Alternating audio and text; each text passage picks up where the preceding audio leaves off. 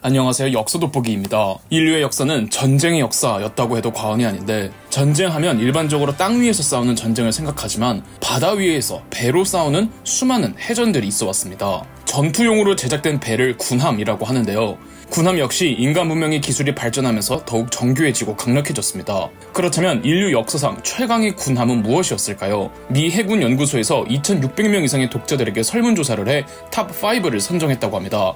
그 5가지가 무엇인지 소개해드리겠습니다. 먼저 5위, 국뽕이 차오르는 거북선이 뽑혔습니다. 다들 아시다시피 임진왜란 직전 전라 좌수사로 있던 이순신이 나대용과 함께 태종 이방원 때 만들어졌다던 거북선을 모티프 삼아 거북선을 새로 만들어냈습니다. 거북선은 기존의 판옥선 위에 덮개를 덮고 위에 철갑을 씌운 세계 최초의 철갑선이었으며, 이순신이 조정에 올린 보고에는 거북선 철갑 위에 쇠 못을 꽂았다는 기록이 있습니다. 거북선의 뱃머리에는 이름처럼 상징적으로 용 혹은 거북의 얼굴을 박았죠. 이 거북 뱃머리에서 화포를 발사했다는 주장이 있으나 화포는 없었으며 대신에 유황가스로 시야를 가리고 공포심을 유발하는 정도였다는 쪽이 일반적인 통설입니다. 유황가스조차 없었다는 주장도 있고요. 거북선은 좌우에 노 10개가 있고 한 노당 4-5명의 노꾼들이 붙었습니다. 거북선의 형태에 대해 아직 해결되지 않은 논쟁 중 하나가 노를 젓는 공간과 전투 공간이 단일화되어 있던 단층이었느냐 아니면 떨어져 있던 복층이었느냐 하는 논쟁입니다. 현재 우리가 흔히 볼 수 있는 거북선 모형은 이순신 때 만든 거북선이 아닌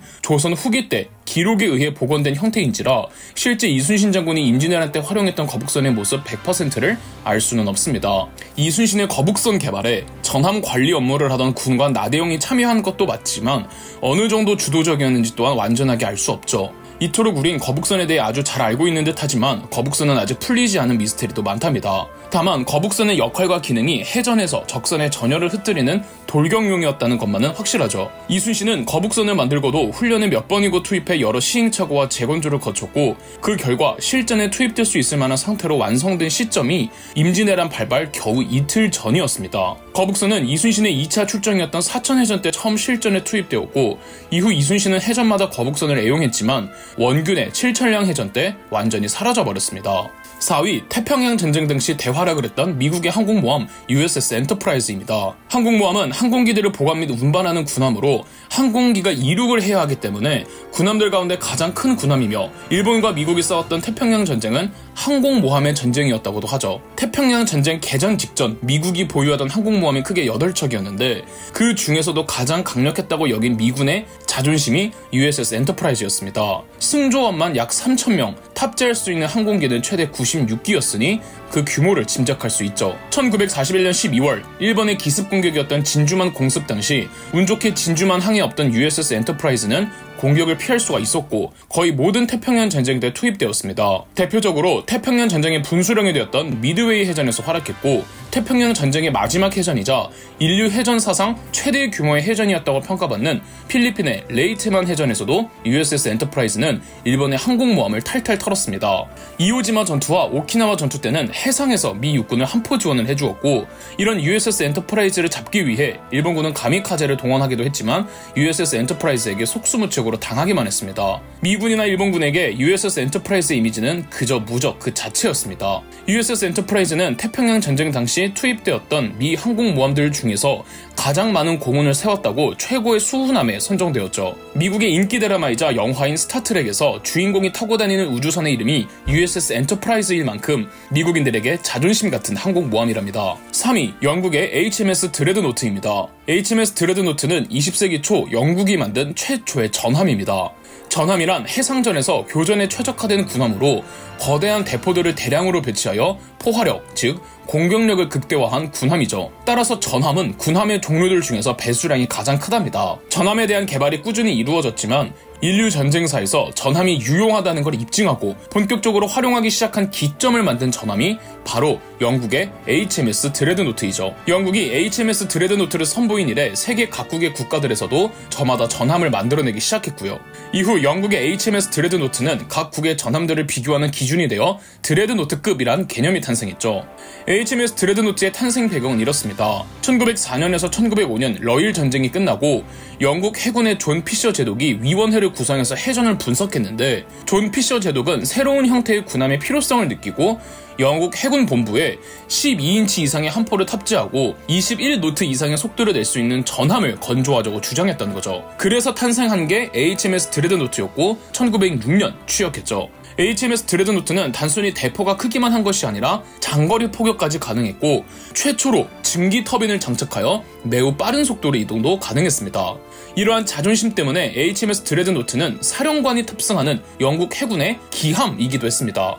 영국의 HMS 드레드노트의 탄생은 유럽과 세계 각국의 군비 경쟁을 촉발시켰죠. 1차 세계대전 때 투입된 HMS 드레드노트는 독일의 유보트 잠수함을 격침시킨 공을 세우기도 했습니다. 다만 HMS 드레드노트가 촉발시킨 무한한 해군 군비 경쟁으로 빠른 시간 내에 드레드노트급 전함이 흔해져 버렸고 1차 세계대전 이후 1919년 퇴역하였습니다. 2위, 세계 최초의 원자력 잠수함인 미국의 USS 노틸러스입니다. USS 노틸러스는 냉전이 한창 시작하던 1952년 건조되기 시작해 1954년 정식으로 취역하였습니다.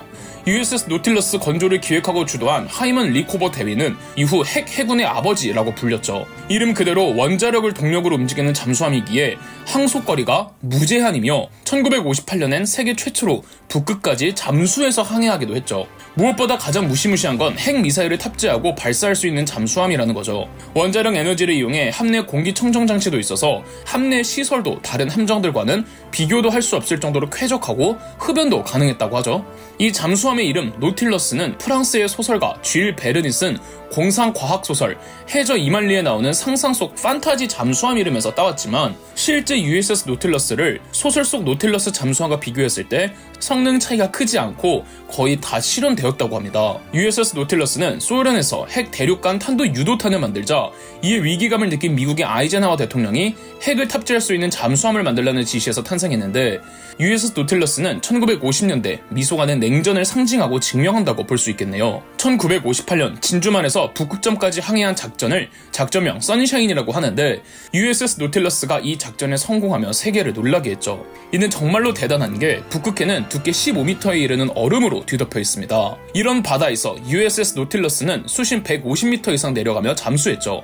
USS 노틸러스는 1980년 퇴역했으며 현재는 코네티컷주의 한 박물관에 전시되어 있습니다. 마지막 1위는 독일의 SMS 엠덴입니다. SMS 엠덴은 아직 독일이 독일 제국이던 시절 건조한 경순양함입니다. 순양함이란 전함보다는 배수량이 작은 바로 그 아래 등급의 군함으로 수색, 초계, 함정 호위, 함포 지원 사격 등의 임무를 수행합니다. 영어로는 크루저라고 하죠. 원래 19세기 말까지는 프리기탐이라고 불렸으나 증기기관을 탑재하여 동력으로 삼으면서 순양함이라고 불렀습니다. 이 순양함을 조금 더 간소화해서 함대 호위의 임무에 더 적합하게 개량한 순양함을 경순양함이라고 합니다. SMS 엠덴이 바로 이 경순양함인데 크기가 항공모함이나 전함보다 작다고 위력을 절대 얕보시면 안됩니다. 1차 세계대전 당시 SMS 엠덴은 적국에게는 무시무시한 공포의 대상이었습니다. 20세기 초 독일은 중국의 칭다오를 비롯해 산둥반도를 점령하고 있었는데 산둥반도의 독일 조계지를 보호하겠다는 목적으로 SMS 엠덴을 파견했습니다. 1차 세계대전이 발발하자 독일 제국은 아시아에 있던 병력을 최대한 많이 유럽으로 집결시키기로 했고 SMS 엠덴의 경우 유럽으로 돌아오는 길에 인도양에서 영국의 무역선, 병참선 등을 파괴하라는 지시를 내립니다. 1914년 9월에서 10월 SMS 엠덴은 인도양의 영국 선박들을 격침시키거나 털어먹었고 심지어는 유류 창고를 박살내버려 인도양에 있던 영국 선박들을 마비시키기도 했습니다. 그리고 본국의 지시 없이 SMS 엠덴은 단독적으로 동남아시아로 가서 말레이시아 페낭 부근에서 러시아군 장갑 순양함과 프랑스군 구축함을 격침시키기도 했습니다. 1차 세계대전 당시 아시아 바다에서만큼은 SMS 엠덴이 제해권을 꽉 쥐고 있었죠. 하지만 1914년 11월 남태평양 코코스 제도에서 호주의 경순양함 HMAS 시드니와 맞붙었는데 싸움에서 지고 침몰하고 말았습니다. 비록 끝끝내 침몰되었지만 항모나 전함같이 거대한 함정도 아닌 경순양함으로 누린 활약상은 역사적으로 고평가를 받고 있는 배가 SMS 엠덴이죠. 그럼 역사 돋보기였습니다. 저희 역사 돋보기가 멤버십 가입을 시작했습니다. 멤버십 가입을 해주신 분들 덕분에 영상 제작에 큰 도움이 되고 있습니다. 감사합니다. 영상 재미있으셨다면 구독과 좋아요, 알림 설정까지 해주시면 감사드리겠습니다.